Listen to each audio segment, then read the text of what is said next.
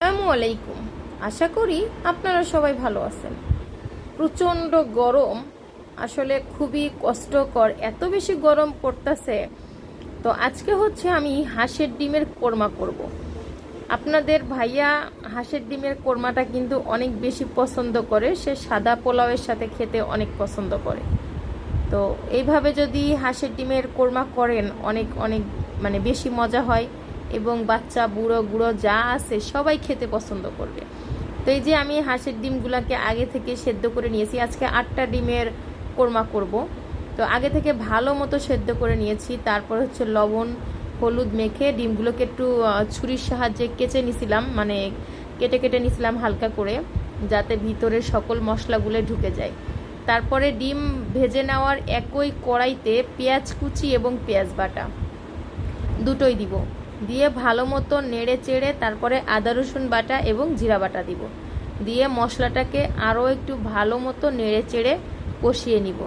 তারপরে হচ্ছে এক টুকরো এলাচ ও 2টা দারুচিনি দিয়ে আর একটু নেড়ে চেড়ে কষিয়ে তারপরে সামান্য একটু পানি দিয়ে ভালো মতো কষিয়ে নিব। এই পর্যায়ে যদি আমি পানি না দিতাম তাহলে কিন্তু পুড়ে যেত, তো পানিটা দেওয়ার কারণে মশলাগুলো কিন্তু আর পুড়ে যাবে না। তারপরে হচ্ছে সামান্য পরিমাণ মরিচের গুঁড়া, এই ধরেন হাফ চা চামচের থেকে একটু কম, সামান্য একটু হলুদের গুঁড়া, ধনিয়ার গুঁড়া ও লবণ দিয়ে তারপরে এই যে আমি হলুদের গুঁড়াটাও আমি খুব কম দিছি, সকল মশলা এখানে একটু পেঁয়াজ বাটাটা একটু বেশি ছাড়া বাকি সব মশলা কম কম দেওয়া হয়েছে। তো দিয়ে এই যে ভালো মতো কষিয়ে নিব, খুব সুন্দর মতো এখানে কষিয়ে নিতে হবে যাতে তেলটা একেবারে ভেসে উঠে, কাঁচা কোনো গন্ধ না থাকে, সেইভাবে একেবারে সময় নিয়ে কষিয়ে নিতে হবে। এই পর্যায়ে কিন্তু আমার চুলাটা একটু কমানো আছে, তো ভালো মতো কষিয়ে নেড়ে চেড়ে নিতে হবে। আসলে কষানোটা যত ভালো হবে রান্নার স্বাদ তরকারির ঝোলের যে টেস্টটা কিন্তু তত বেশি ভালো হয়। আমি কিন্তু এই কথাটা বরাবরই বলে থাকি যে কষানোটা আপনারা যত ভালো কষাইতে পারবেন রান্নাটা তত বেশি মজা হবে। তারপরে এই যে মশলাগুলি ভালো মতো কষানো হয়ে গেলে আমি ডিমগুলো ছেড়ে দিলাম, ডিমগুলো দিয়ে একটু ভালো মতো নেড়ে চেড়ে নিব। এই যে একটু নেড়ে চেড়ে নিয়ে তারপরে হচ্ছে এখানে আপনারা চাইলে নারকেল লিকুইডের দুধও দিতে পারেন, আবার পাউডার দুধ লিকুইড করে দিতে পারেন, আবার চাইলে কেনা ওই যে দুধও দিতে পারেন। তো আমি এখানে হচ্ছে মিল্ক ভিটা দুধটা দিয়েছিলাম আজকে, যেহেতু নারকেল ছিল না এই জন্য নারকেলের দুধটা বানাইতে পারি নাই।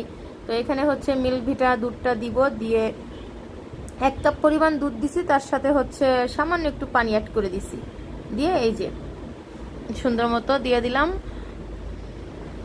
এরপর যে ভালো মতো বলক আসলে দেখেন কালারটা কিন্তু এর থেকে বেশি ভালো আসছিল। তারপরে কয়েকটা কাঁচামরিচ দিয়ে দিব। এখানে আসলে মশলা খুবই একেবারে হালকা দেওয়া, আর এটা খেতে কিন্তু দারুণ টেস্ট হয়।